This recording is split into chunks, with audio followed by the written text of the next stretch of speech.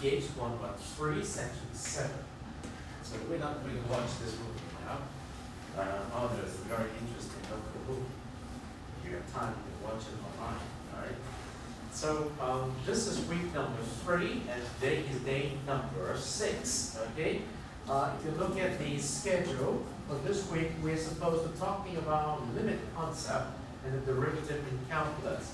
Now, before I get into today's class, let me be very much sure to inform you, if you have not been observant enough, in each week we have those links, okay? And this is week number 3.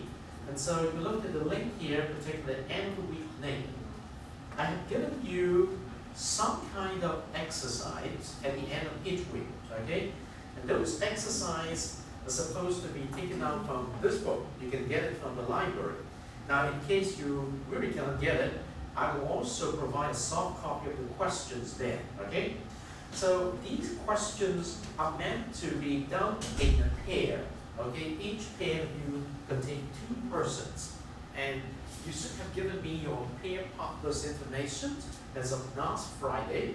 But in case you have not given me, make sure you can give me the pair partners information of week number 2's Dr. Run's Q&A online.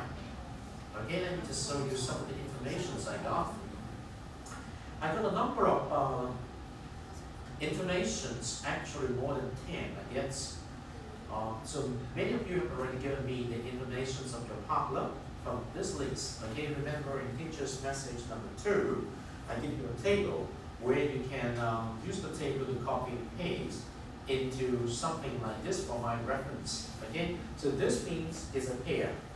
Okay, once you got your pair, by tomorrow, you will be discovering that in our website here, okay, in our website here, not this one, let me get back to the math class website. Okay, so in the website here, in week number 3, okay, starting from week number 3, I have given you a pair discussion forum. Okay, this is a pair online discussion forum for you to engage your partner to discuss with you anything that is related to this course, particularly week afterwards information. Now, as I promised, for those of you who have already given me your partner's information, you can start using this pair online discussion forum to engage your wedding partner to discuss something about the homework, I would say the practice problem, okay? Because if you look at the schedule, we're going to collect the homework, that means a suggested question from you, at the end of week number 5, okay? If you look at the time, it's September the 26th, about 15 days later, okay? September the 26th, 2 weeks more. But in this 2 weeks more, you will have another 2 sets of practice questions taken out directly from this reference book. You can get it from the library, okay? So besides the discussions in class, you need to make sure that you will have a constant practice of the questions at home. And so together with the match of the questions and the topic we discuss in class is how we research your transitions from being a taught-to-learn student to a learn-to-learn student, okay? So if you understand that, let's come back to the discussions of this week. Do you remember what we have learned from our discussions from last class? Let me see if I put the questions here. Okay? From our discussions in last class, which is on September 8th, we introduced to you a little bit of the interesting things, including the examples of mathematical modeling, where I invite you to think about the logic behind the models to calculate the cost of the material based on the amount given for the surface area on the bottoms and also around the sides, and what are the assumptions there. And then I introduced to you the idea of zombies and calculus. We have 2 parts, and hopefully you've already watched the second part. But even if you have watched the second part, what have you learned? Okay? So part 1 introduces something very fundamental, the idea of derivative as the rate of change. The rate of change is basically a physical interpretations of calculus. The physical interpretations of calculus. Calculus is that kind of mathematics we can use to see the rate of change in a specific entity given a particular situations. And part 2 gives you another picture of calculus. It's about what? Have you watched the part 2? Not yet? Would you like to watch it now for a couple more minutes? Okay? Basically, there's the two important points about calculus. Okay? It's about the geometric interpretations of calculus. This is about the physical interpretations of calculus. And this is about the geometric interpretations of calculus. And let us review that. And after that, let's get into the proper lessons of calculus by going back to the MIT's coursework. Okay? Let's go for it.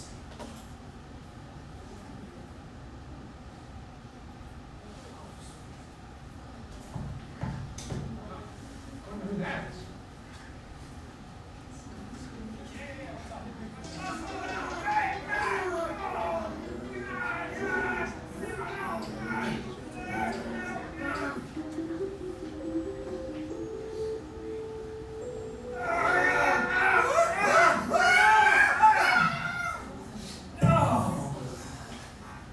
Too close.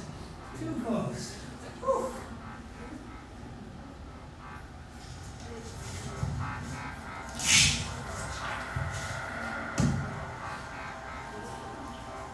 Wish me luck.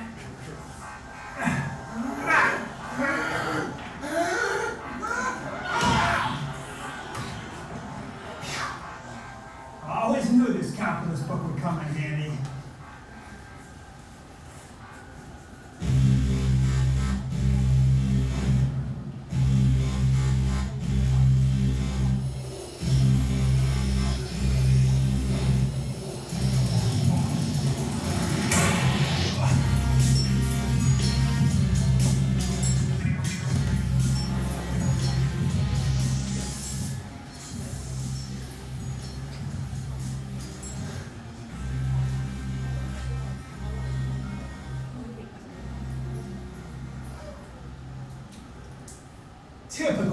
Typical zombie behavior.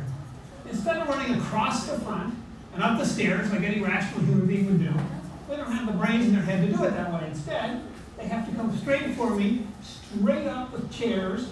It's going to take them a half hour to get here.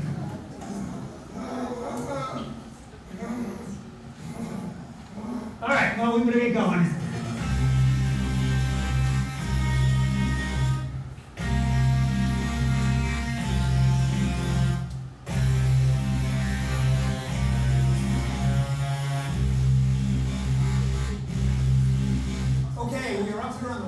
Science Center. I think we're safe from zombies up here. And you might have noticed what happened down there in the auditorium. A little bit scary, but it worked out okay because zombies head straight for their target, which in this case was me. So therefore, that's going to bring them straight over the chairs, which is one of the worst things that they can do for their safety. Now we can describe that using one of the concepts from calculus called the tangent vector. The idea is very simple. If you have any object that's moving along a curve in space, the tangent vector will be an arrow that is just touching the curve, and is what we call tangent to the curve, pointed in the direction of motion at a given instant. And as that particular object moves through space, that tangent vector moves along with it, always pointing in the direction of motion. In the case of the zombies, that vector, that arrow, is always pointed toward the person that the zombie is chasing. And that completely determines the path of the zombie. In fact, if you look down here right now, you can see a case, there's somebody running from a zombie right there, and you'll notice that the zombie is always headed straight toward the person. So if you think of that zombie moving along a curve that is the path that it's taking, then its tangent vector, that arrow, is always pointed toward the person that the zombie is chasing. And the zombie's never going to catch the person because it's always pointed towards where the person just was, not where the person's going to be by the time the zombie gets there. And the zombie never knows to cut them off. And you can use that to your advantage, just as I did down in the auditorium.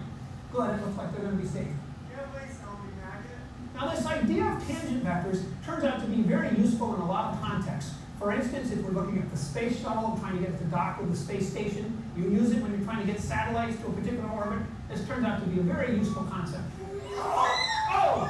I see some people on there look like they're in trouble. Look, I'm going to see if I can go help.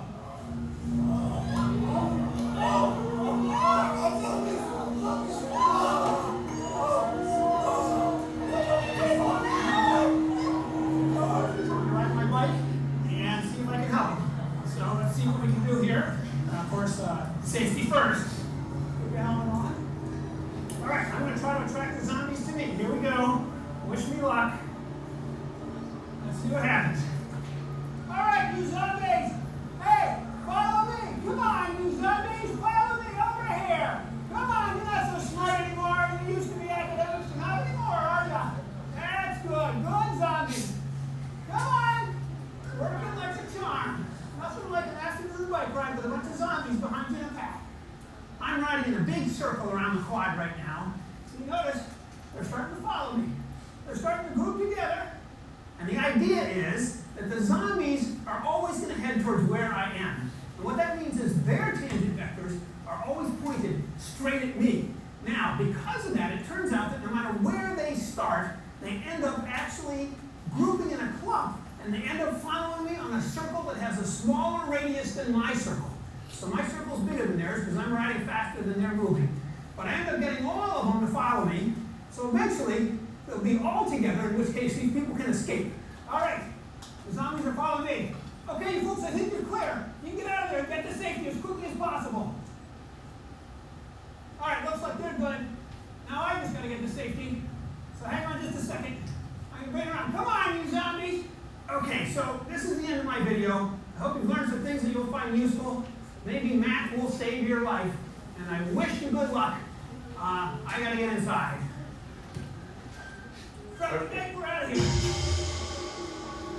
Let's save some time.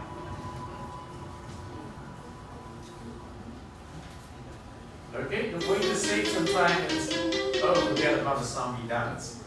Now, allow me to get you directly into our discussions material as of the last week, okay? Now remember, we have a number of activities we would like you to do. Let's go to the beginning. Let's do it here. This is what we left off.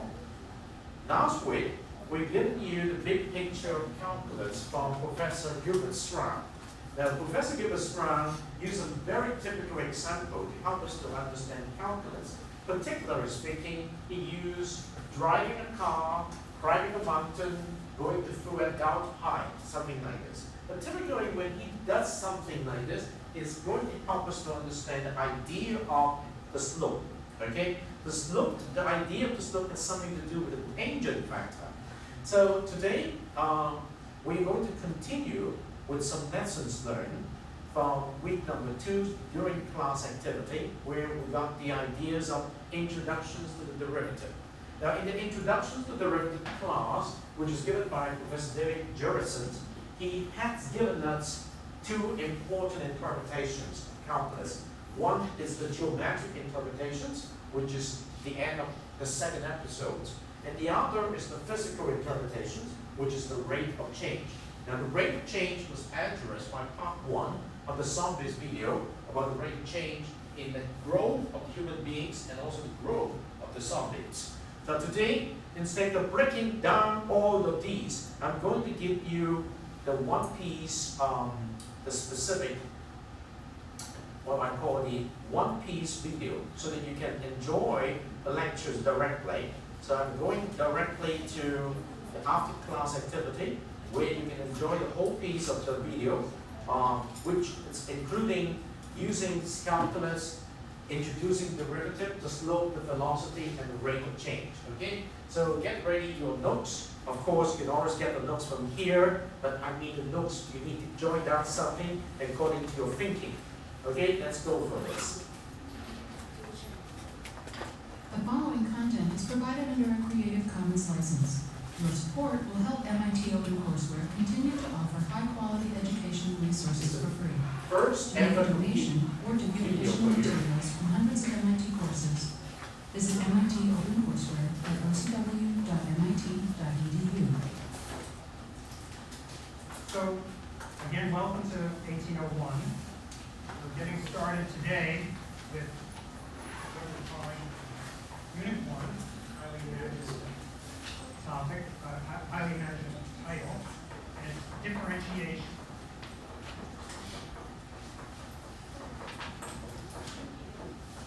So let me first tell you briefly what's in store in the next couple of weeks. The main topic today is what is a derivative. What is a derivative?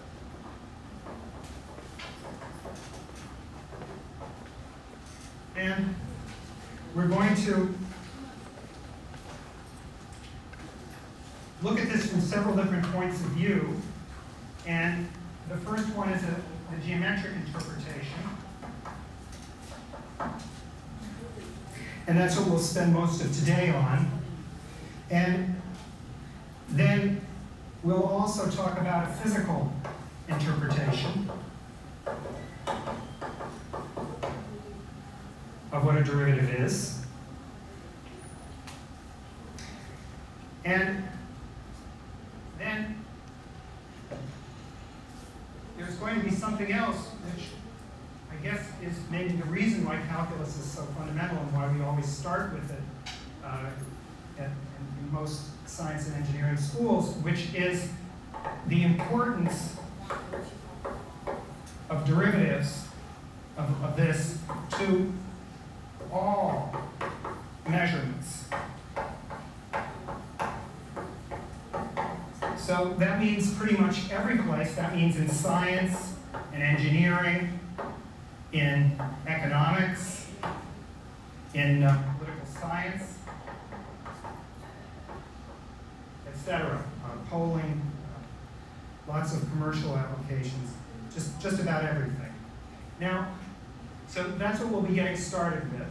And then there's another thing that we're going to do in this unit, which is we're going to explain how to differentiate anything.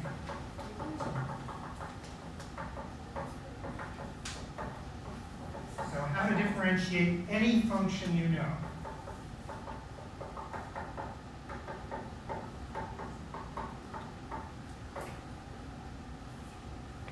And that's kind of a tall order, but let me just give you an example. If you want to take a derivative, this you'll see today is the notation for the derivative of something, of some messy function like e to the x arctan of x, we'll work this out by the end of this unit. All right? So anything you can think of, anything you can write down, we can differentiate. All right, so that's what we're going to do. And today, as I said, we're going to spend most of our time on this geometric interpretation. So let's begin with that. So here we go with the geometric interpretation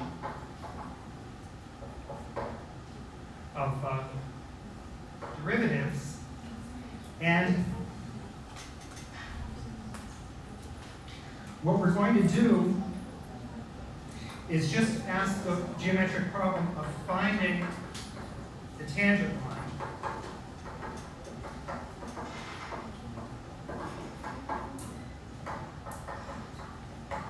to some graph of some function at some point, which is, say, x0, y. So that's the problem that we're addressing here. Guess I should turn this off. All right. So here's our problem, and now let me show you the solution. So, well, let's graph the function. So let's say here's this graph.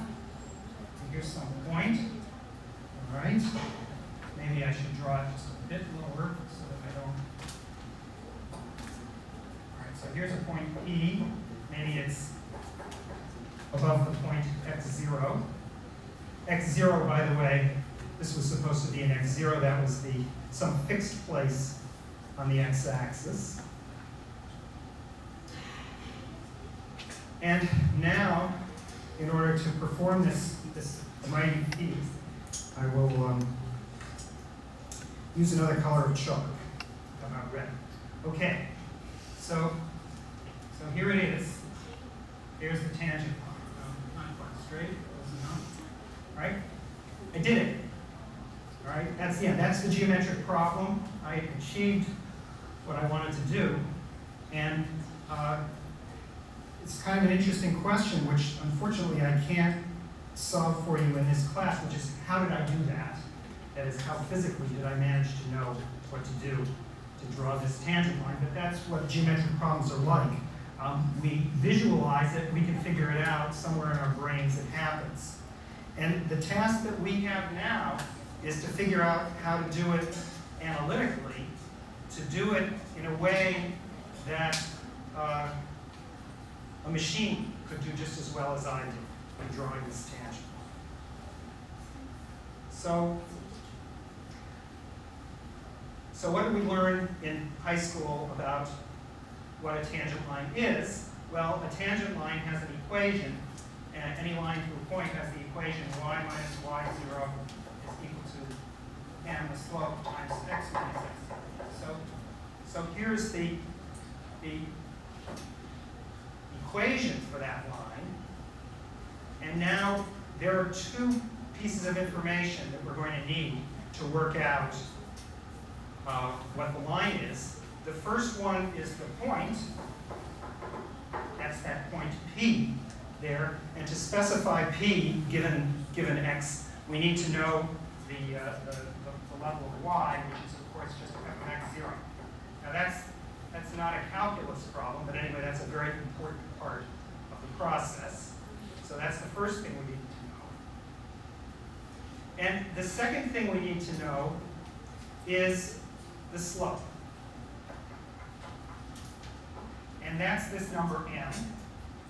And in calculus, we have another name for it. We call it f prime of x0, namely the derivative of f. So that's the calculus part, that's the tricky part, and that's the part that we have to discuss now. So just to make that explicit here, I'm going to make a definition, which is that f prime of x0, which is known as the derivative of f at x0, right, is the slope of the tangent line to y equals f of x at the point, let's just call it P. And keep this in mind, it's very important geometric interpretations of the calculus. All right? So that's what it is, but still I haven't made any progress in figuring out any better how I drew that line. So I have to say something that's more concrete because I want to be able to cook up what these numbers are. I have to figure out what this number m is. And one way of thinking about that, let me just try it, is, so I certainly am taking for granted that in the sort of non-calculus part that I know what a line through a point is. So I know this equation. But another possibility might be, this line here. How do I know, unfortunately I didn't draw it quite straight, there it is. How do I know that this orange line is not a tangent line, but this other line is a tangent line? Well, it's actually not so obvious, but I'm going to describe it a little bit. It's not really the fact, this thing crosses at some other place, which is this point Q, but it's not really the fact that the thing crosses at two places, because the line could be wiggly, the curve could be wiggly, and it could cross back and forth a number of times. That's not what distinguishes the tangent line. So I'm going to have to somehow grasp this, and I'll first do it in language. And it's the following idea. It's that if you take this orange line, which is called a secant line, and you think of the Q, the point Q is getting closer and closer to P, then the slope of that line will get closer and closer to the slope of the red line. And if we draw it close enough, then that's going to be the correct line. So that's really what I did sort of in my brain when I drew that first line. And so that's the way I'm going to articulate it first. Now, so the tangent line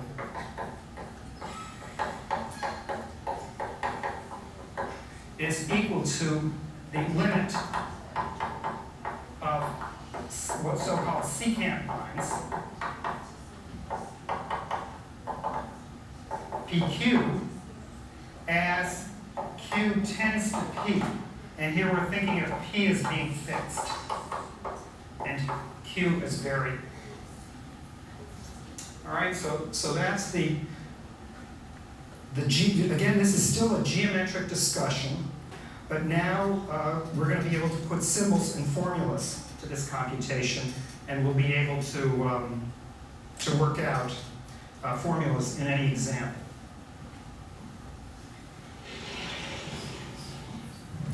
So let's do that. So first of all, I'm going to write out these points P and Q again. So maybe we'll put P here and Q here. And I'm thinking of this line through them. I guess it was orange, so we'll leave it as orange. All right. And now I want to compute its slope. And so this will gradually, we'll do this in 2 steps, and these steps will introduce us to the basic notations which are used throughout calculus, including multivariable calculus, across the board. So the first notation that's used is, you imagine, here's the x-axis underneath, and here's the x0, the location directly below the point P. And we're traveling here a horizontal distance, which is denoted by delta x. So that's delta x, so-called. And we could also call it the change in x. All right, so that's one thing we want to measure in order to get the slope of this line PQ. And the other thing is this height. So that's this distance here, which we denote delta f, which is the change in f. And then the slope is just the ratio delta f over delta x. So this is the slope of the secant.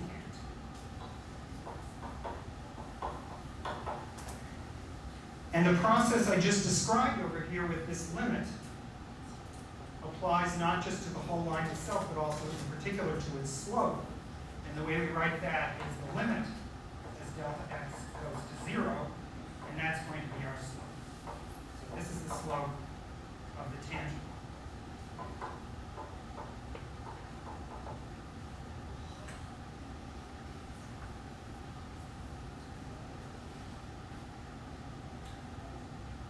Okay, now this is still a little general, and I want to work out a more usable form here. I want to work out a better formula for this, and in order to do that, I'm going to write delta f, the numerator, more explicitly here, the change in f. So remember that the point P is the point x0, f of x0. All right, that's what we got from our formula for the point. And in order to compute these distances, and in particular the vertical distance here, I'm going to have to get a formula for Q as well. So if this horizontal distance is delta x, then this location is x0 plus delta x. And so the point above that point has a formula, which is x0 plus delta x, f of, and this is a mouthful, x0 plus delta x.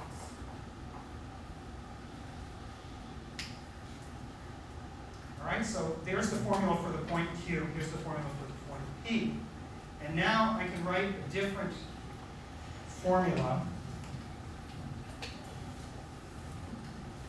for the derivative,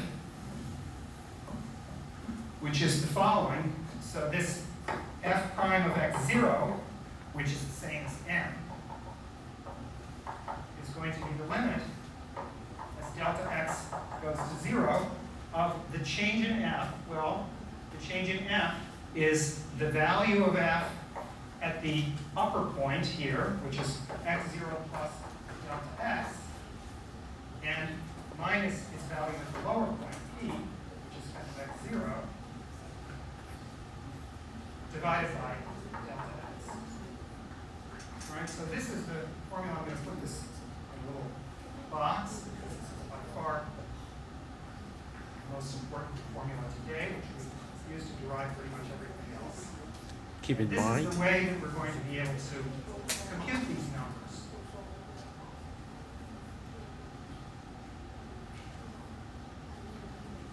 It's an important formula. Let's do an example.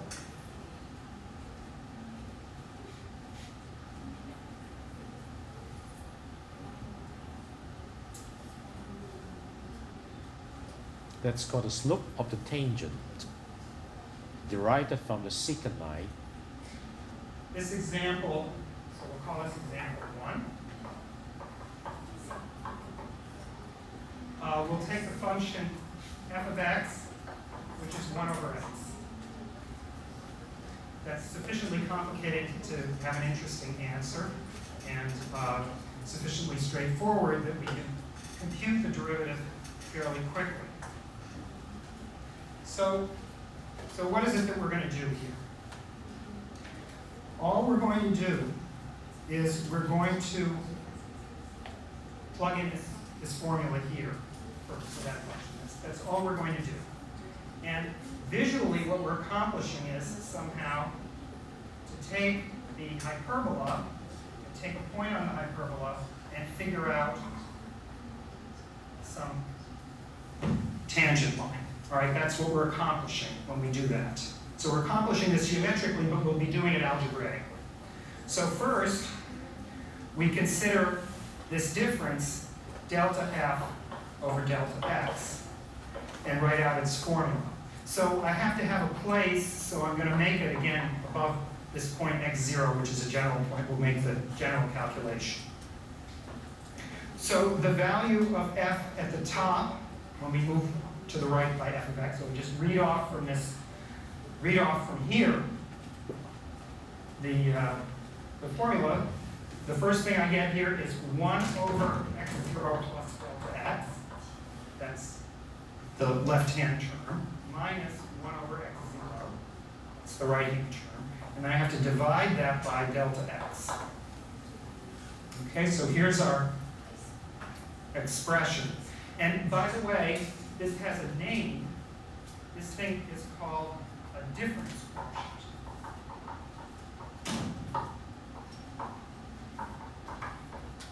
It's pretty complicated because there's always a difference in the numerator, and in disguise the denominator is a difference because it's the difference between the value on the right side and the value on the left side here. Okay, so now we're going to simplify it by some algebra. So let's just take a look. So this is equal to, let's continue on the next level here. This is equal to 1 over delta x times, now all I'm going to do is put it over a common denominator. So the common denominator is x0 plus delta x times x0. And so in the numerator, for the first expression, I have x0, and for the second expression, I have x0 plus delta x. Right. So this is the same thing as I had in the numerator before, factoring out this denominator. Here I put that numerator into this more amenable form. And now there are two basic cancellations. The first one is that x0 and x0 cancel. So we have this.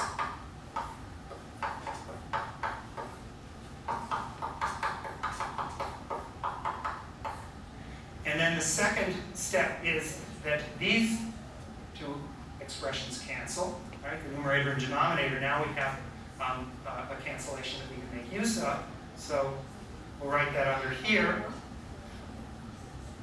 And this is equals minus 1 over x0 plus delta x times x0. And then the very last step is to take the limit as delta x tends to 0. And now we can do it. Before we couldn't do it. Why? Because the numerator and the denominator gave us 0 over 0. But now that I've made this cancellation, I can pass the limit. And all that happens is I set this delta x equal to 0, and I get minus 1 over x0 squared. All right, so that's the answer.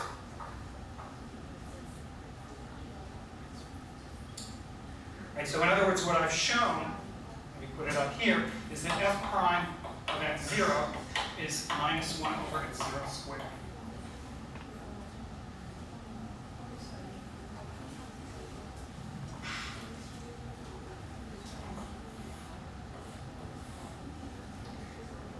Now, let's look at the graph just a little bit to check this for plausibility, all right?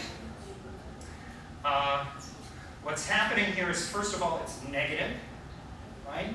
It's less than 0, which is a good thing. You see that slope there is negative. And that's the simplest check that you could make. And the second thing that I would just like to point out is that as x goes to infinity, that is, as we go farther to the right, it gets less and less steep. So, less, and whoops, as x0 goes to infinity, not 0. As x0 goes to infinity, less and less steep. So that's also consistent here. When x0 is very large, this is a smaller and smaller number in magnitude, although it's always negative. It's always sloping down.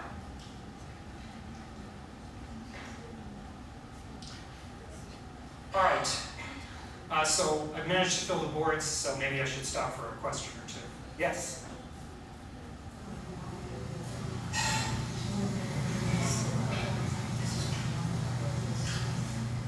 So the question is to explain again this limiting process. So the formula here is we have basically two numbers. So in other words, why is it that this expression, when delta x tends to 0, is equal to minus 1 over x0 squared? Let me illustrate it by sticking in a number for x0 to make it more explicit. All right? So for instance, let me stick in here for x0 the number 3. And it's minus 1 over 3 plus delta x times 3. That's the situation that we've got. And now the question is, what happens as this number gets smaller and smaller and smaller and gets to be practically 0? Well, literally what we can do is just plug in 0 there. Then you get 3 plus 0 times 3 in the denominator, minus 1 in the numerator. So this tends to minus 1 over 9 over 3 squared. And that's what I'm saying in general with this extra number here. Other questions? Yes? Delta f over delta x, how do you simplify it from your new equation to u1 over delta x back in left? So the question is, what happened between this step and this step, right? Explain this step here. All right? So there were two parts to that. The first is this delta x, which was sitting in the denominator, I factored all the way out front. And so what's in the parentheses is supposed to be the same as what's in the numerator of this other expression. And then, at the same time as doing that, I put that expression, which is the difference of two fractions, I expressed it with a common denominator. So in the denominator here, you see the product of the denominators of the two fractions, and then I just figured out what the numerator had to be, without really, Other questions? Okay, so now, So I claim that on the whole, calculus gets a bad rap, that it's actually easier than most things. But there's a perception that it's harder. And so I really have a duty to give you the calculus made harder story here. So we have to make things harder because that's our job. And this is actually what most people do in calculus, and it's the reason why calculus has a bad reputation. So the secret is, before I let Professor David Jerison to go a little deeper into his explorations, do you see the relationships, the geometric interpretations that you're supposed to take from this class? Remember, when we look at the zombies and calculus part 2, what's the biggest impressions you have? The professors really said the tangent vector, okay? The tangent vector. And what is the tangent vector? In the very beginning, when David expressed to you the definitions of the derivative, what is the definition of the derivative? Okay? When you know the definition of derivative, to find the tangent to a particular curve at a particular point. And we start off with something very fundamental. Do you know the equations of a straight line? All right? And then, when he moved to this part, using the secant line become closer to the tangent line. Why does he have to go through this step? Do you understand what Professor David Jerison said in? He said, well, I really cannot tell you how I did that. I draw the tangent line in red, right?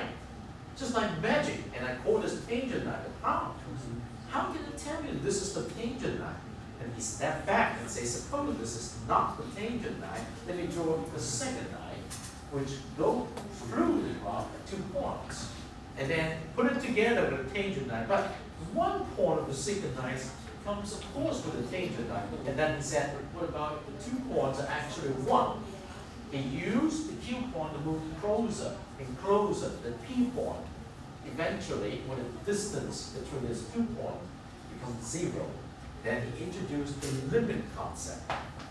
Okay? And with the limit concept, he used the fractions knowledge of it, okay, and get out the equations of the derivative of a specific function, which is f of x is equal to 1 over x. Now, do not look down on this function. This is a very significant function. And that's the reasons why he boxed it with a red color chalk. Okay? You will see the magic of this. Now, if you can follow with him up to this point, we can go on. But if not, remember, somewhere here, okay, at our discussions here, this is a during class activity, we have chopped into different pieces of the specific things that Professor David Jerison used, such as introductions to derivative, such as here, geometric interpretations of differentiations, such as here, the limit of a secant line, such as here, the slope, that's ratio. Okay? Slope is a very important concept. Okay, the slope. All right? So, may we just get back here? that when people ask problems in calculus, they generally ask them in context. And there are many, many other things going on.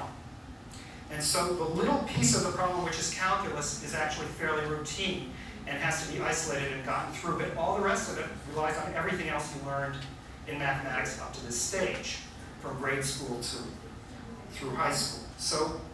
So that's the complication. So now we're going to do a little bit of calculus made hard.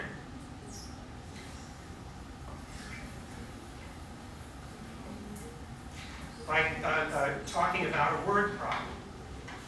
Now, we only have one sort of word problem that we can pose because all we've talked about is this geometry point of view. So far, those are the only kinds of word problems we can pose. So what we're going to do is just pose such a problem. So find the areas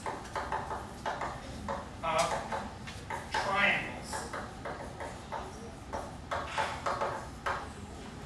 enclosed by the axes and the tangent to y equals 1 over x. Okay? So that's a geometry problem. And let me draw a picture of it. It's practically the same as the picture for example 1, of course. So we'll only consider the first quadrant. Here's our shape. All right? It's the hyperbola. And here's maybe one of our tangent lines, which is coming in like this. And then we're trying to find this area here. All right, so there's our problem. So why does it have to do with calculus? It has to do with calculus because there's a tangent line in it. And so we're going to need to do some calculus to answer this question. But as you'll see, the calculus is the easy part. So let's get started with this problem. First of all, I'm going to label a few things. And one important thing to remember, of course, is that the curve is y equals 1 over x. That's perfectly reasonable to do. And also, we're going to calculate the areas of the triangles. And you could ask yourself, in terms of what? Well, we're going to have to pick a point and give it a name. And since we need a number, we're going to have to do more than geometry. We're going to have to do some of this analysis, just as we've done before. So I'm going to pick a point, and consistent with the labeling we've done before, I'm going to call it x0, y0. So that's almost half the battle. Having notations, x and y for the variables, and x0 and y0 for the specific point. Now, once you see that you have these labelings, I hope it's reasonable to do the following. So first of all, this is the point x0, and over here is the point y0. That's something that we're used to in graphs. And in order to figure out the area of this triangle, it's pretty clear that we should find the base, which is that we should find this location here, and we should find the height, so we need to find that value there. All right, so let's go ahead and do it. So how are we going to do this? Well,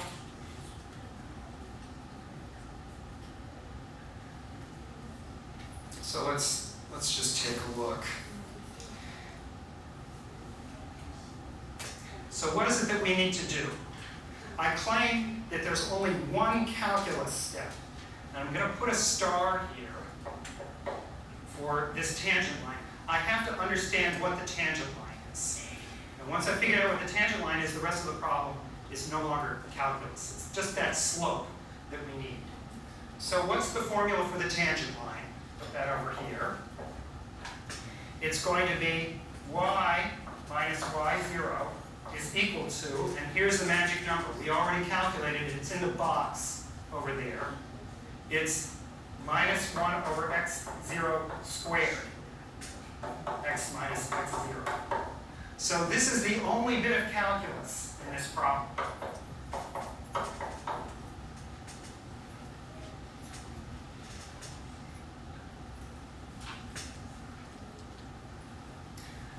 But now, we're not done.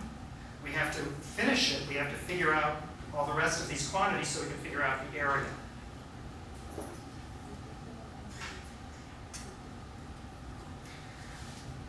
All right. So how do we do that?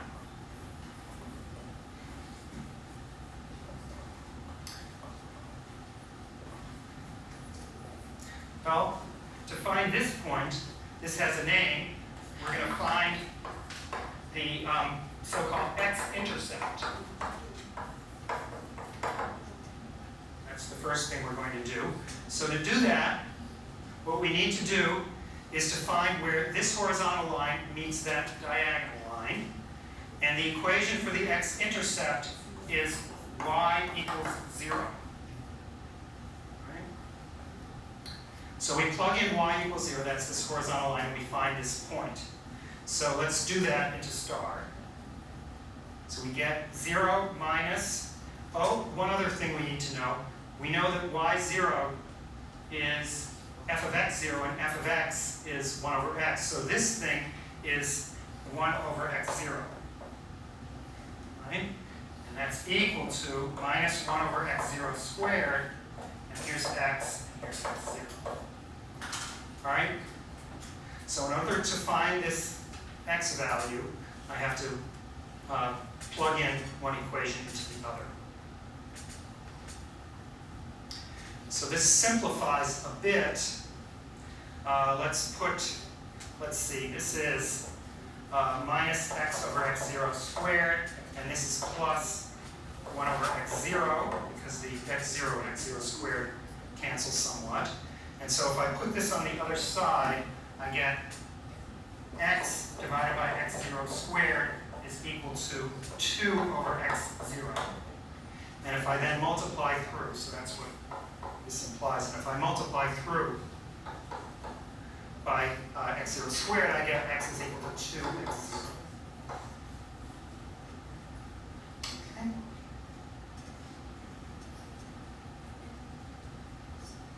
Okay, so I claim that this point we've just calculated is 2x0.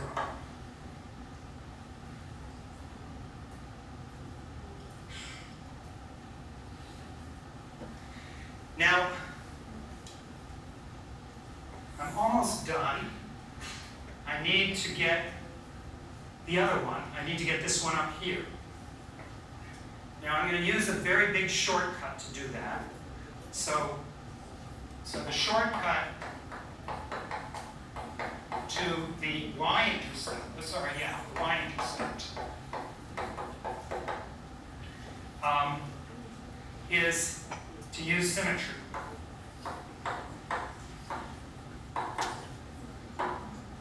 Alright, I claim I can stare at this, and I can look at that, and I know the formula for the y-intercept. It's equal to 2y0. Alright, that's what that one is.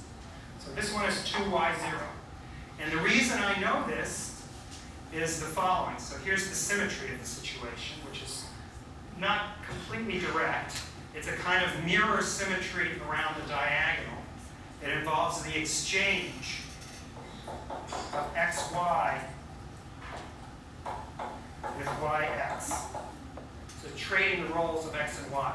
So the symmetry that I'm using is that any formula I get that involves x's and y's, if I trade all the x's and replace them by y's, and trade all the y's and replace them by x's, then I'll have a correct formula on the other way. So everywhere I see a y, I make it an x, and everywhere I see an x, I make it a y. The switch will take place. So why is that? That's because that's just an accident of this equation. That's because so the symmetry explained.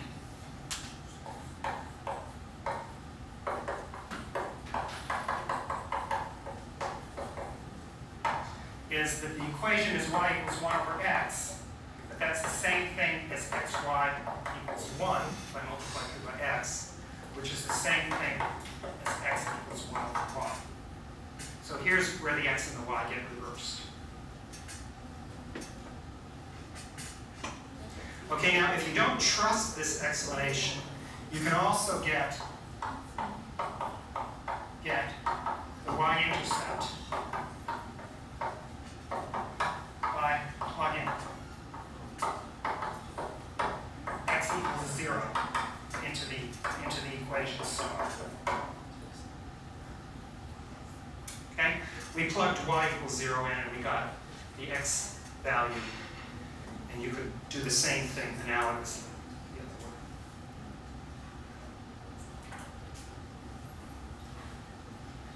All right, so I'm almost done with the geometry problem, and let's finish it off now. Well, let me hold off for 1 second before I finish it off. What I'd like to say is just make one more tiny remark, right? And this is the hardest part of calculus, in my opinion.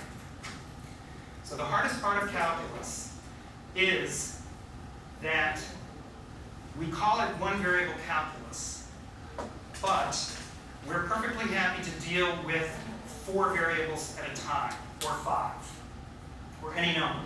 In this problem, I had an x, a y, an x0, and a y0. That's already 4 different things. They have various interrelationships between them. So, of course, the manipulations we do with them are algebraic, and when we're doing the derivatives, we just consider what's known as one variable calculus. But really, there are millions of variables floating around, potentially. So that's what makes things complicated, and that's something that you have to get used to. Now, there's something else which is more subtle, and that I think many people who teach the subject or use the subject aren't aware, because they've already entered into the language, and they're so comfortable with it that they don't even notice this confusion. There's something deliberately sloppy about the way we deal with these variables. The reason is very simple. There are already 4 variables here. I don't want to create 6 names for variables or 8 names for variables. But really in this problem, there were about 8. I just slipped them by you. So why is that?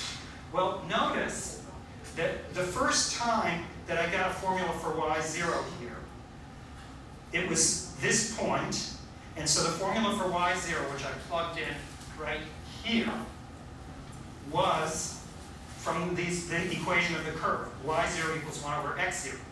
The second time I did it, I did not use y equals 1 over x. I used this equation here. So this is not y equals 1 over x. That's the wrong thing to do. It's an easy mistake to make if the formulas are all a blur to you and you're not paying attention to where they are on the diagram. You see, that y-intercept, that x-intercept calculation there involved where this horizontal line met this diagonal line, and y equals 0 represented this line here. So the sloppiness is that y means 2 different things. And we do this constantly because it's way, way more complicated not to do it constantly. It's much more convenient for us to allow ourselves the flexibility to change the role that this letter plays in the middle of the computation. And similarly, later on, if I had done this by this more straightforward method for the y-intercept, I would have set x equals 0. That would have been this vertical line, which is x equals 0. But I didn't change the letter x when I did that, because that would be a waste for us.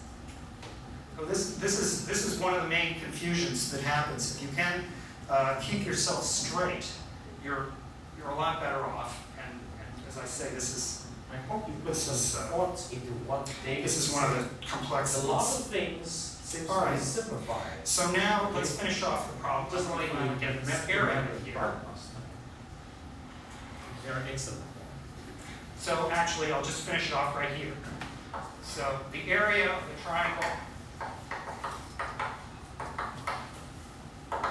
is, well, it's the base times the height. The base is 2x0, the height is 2y0, and a half of that. So it's a half 2x0 times 2y0, which is 2x0 y0, which is, lo and behold, 2. So the amusing thing in this case is it actually didn't matter what x0 and y0 are. We get the same answer every time. And that's just an accident of the function 1 over x. Happens to be the function with that property.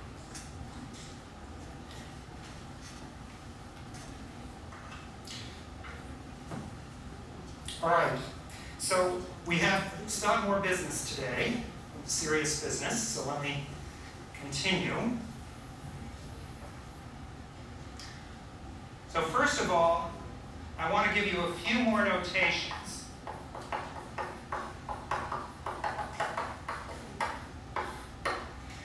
And these are just other ways that people notations that people use to refer to derivatives. And the first one is the following. We already wrote y is equal to f of x, and so when we write delta y, that means the same thing as delta f. That's a typical notation. And previously, we wrote f prime for the derivative. So this is Newton's notation for the derivative. Okay? But there are other notations, and one of them is df dx, and another one is dy dx, meaning exactly the same thing.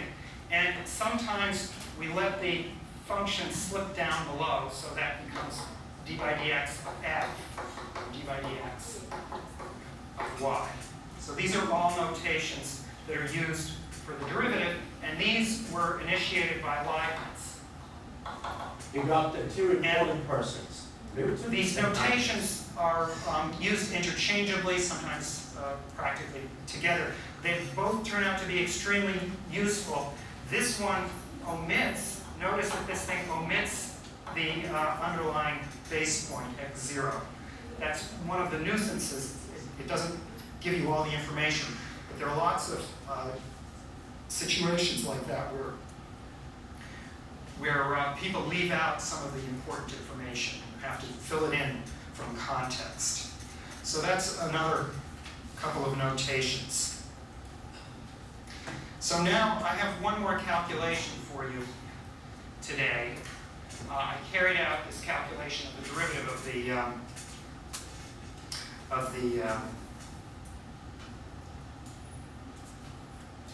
the derivative of the function 1 over x. I want to take care of some other powers.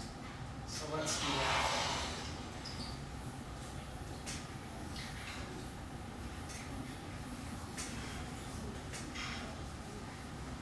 So example 2 is going to be the function f of x is x to the n equals 1, 2, 3, one of these guys. And now what we're trying to figure out is the derivative with respect to x of x to the n in our new notation. What this is equal to. very important example. So, again, we're going to form this expression, delta f, delta x, and we're going to make some algebraic simplification.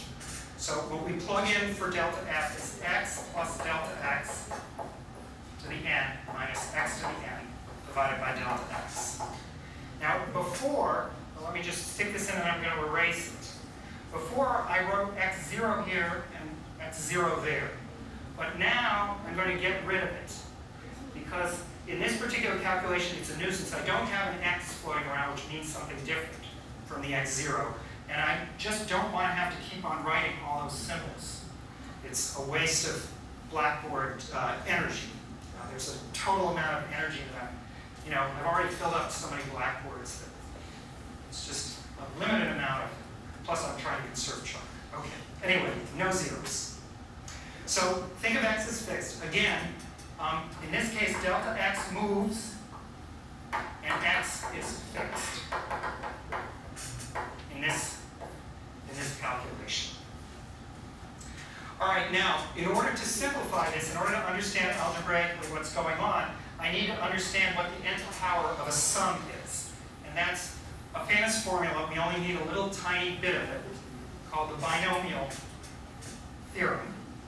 So the binomial theorem,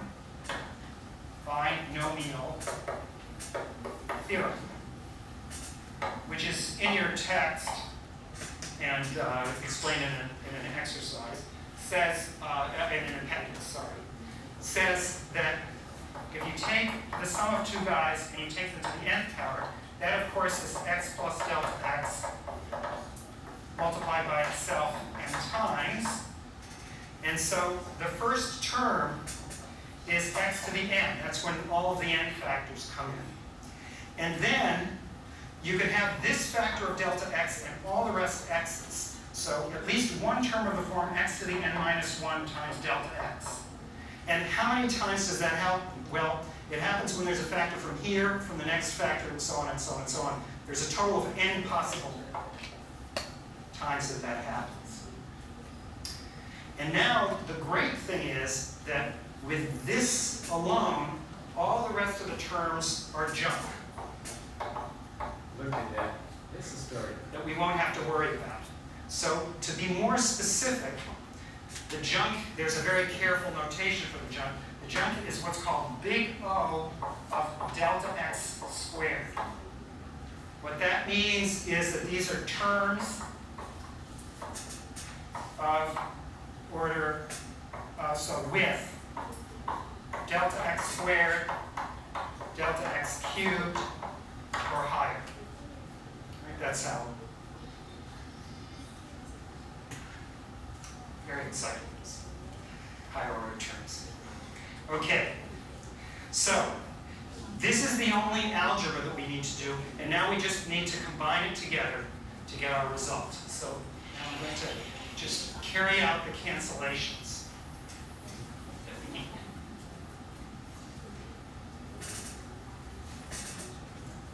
So here we go. We have delta f over delta x, which remember was 1 over delta x times this,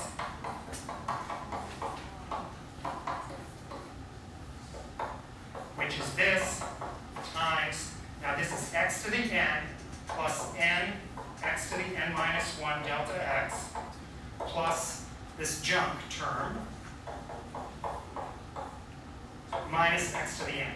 All right, so that's what we have so far based on our previous calculations. Now, I'm going to do the main cancellation, which is this. Right? So that's 1 over delta x times n, x to the n minus 1 delta x, plus this term here. And now I can divide in by delta x. So I get n, x to the n minus 1, plus, now it's O of delta x. There's at least one factor of delta x, not two factors of delta x, because I have to cancel one. And now I can just take the limit. In the limit, this term is going to be 0. That's why I called it junk originally, because it disappears. And in math, junk is something that goes away. So this tends to, as delta x goes to 0, n x to the n minus 1. And so what I've shown you is that d by dx of x to the n minus, n, is equal to n x to the n minus 1. This is a very significant result. So now this is going to be super important to you, right on your problem set in every possible way. And I want to tell you one thing, one way in which it's very important, and one way that extends it immediately. So this thing extends to polynomials. We get quite a lot out of this one calculation. Namely, if I take d by dx of something like x cubed plus 5x to the 10th power, that's going to be equal to 3x squared. That's applying this rule to x cubed.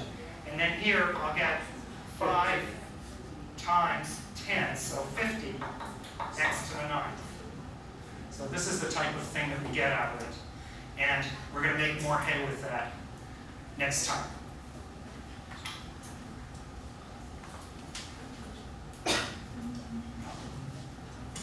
I turned myself off. Yes? It's very exciting. The question was, the binomial theorem only works when delta x goes to 0. No, the binomial theorem is a general formula which also specifies exactly what the jump is. It's very much more detailed. But we only needed this part. We didn't care what all these crazy terms were. It's junk for our purposes now because we don't happen to need any more than those first two terms. Yes, because the delta x goes to 0. Okay, see you next time. Okay, I sincerely wish that you understand the importance of this first lesson. Okay, it's very important in the sense it gives you a lot of good thinking, and also those small areas where simplification has been made for us to understand. And two significant examples there, very important. So my suggestions is that you make sure that you visit all this link in the second week. Okay? Before you come back to the links on this week. We have 3 weeks blended learning links I can release to you. Make sure you visit all those 9 names. Actually more than, actually 1, 2, 3, 4 times 3 is 12 names. Study very essentially first, second, third, 4, and then 5th, 6th, 7th, 8th. During this weekend, because it's very important. And make sure you understand that we have homework for you to practice for this book. Okay, you can get it from the library. Try those homework. I'm going to give you the answer soon. But during class, I will use some of those suggested practice problem for you to learn what is expected from you. And by the way, I see a lot of you are not sitting very comfortably because you're at round table. You need to actually feel yourself at home. Turn yourself and make sure you can watch it. And do not confine yourself to table in the small area. Oh, one more thing I forgot to tell you. When you come to this classroom, you can occupy table with 4 persons, or you can occupy table with 2 persons. And this way makes the best use of the table. And next time, let's try to do it, okay? It's very important I start giving you some interesting questions. By the way, before you go, I'm going to take attendance, and I must inform you that this is very important for you to put things into perspective for today's lessons. In week number 3, okay, I've given you 2 essential videos called The Birth of Calculus. David mentioned 2 persons when he mentions the notations of calculus. One is Newton, Isaac Newton. The other is Leibniz.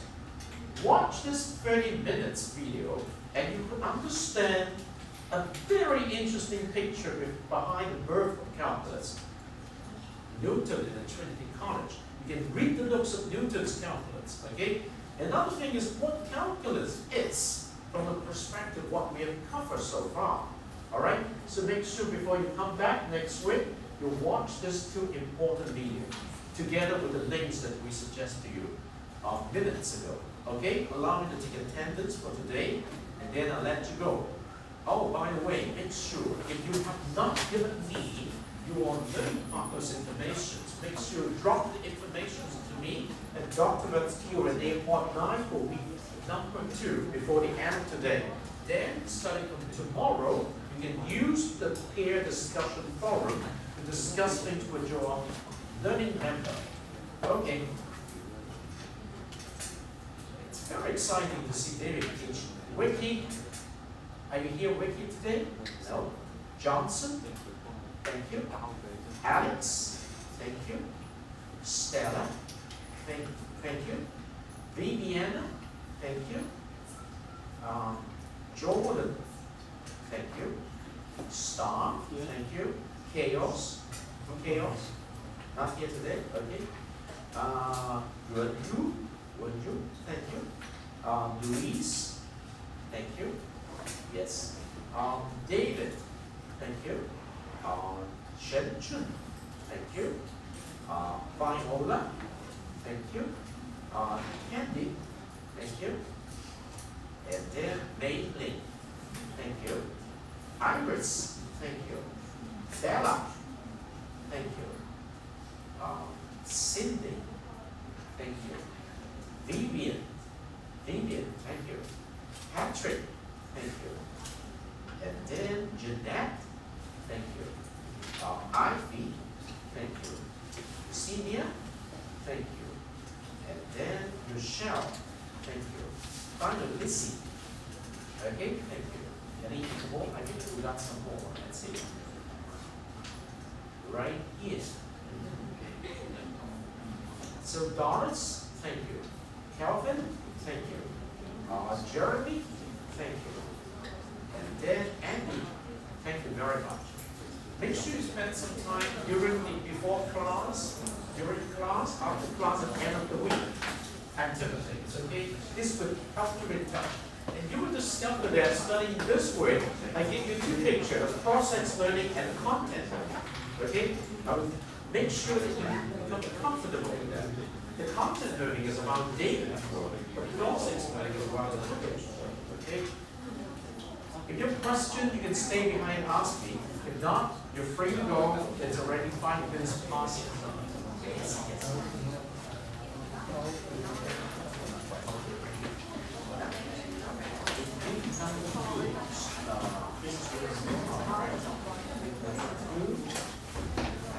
Here, this is what you need to do is do something like this. Add a new discussion topic called why I'm sure.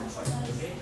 And then each one of these, you copy the table like this, and then fill in the information. Okay? Okay, the name, your ID, the sort name, okay. Okay? And copy the table and put the table, they table, for teacher's message, teacher's message with two little, the end of the teacher's message 有㗎。呢度 week 1啦，week 2呢度咯，你哋 click 上佢咯，你喺下邊呢度有個 table，你 copy and paste。Okay? Any question? Can I help you? Oh yes, yes, thank you. So that's it for today, MATH113, section 7. Until next week, stay tuned.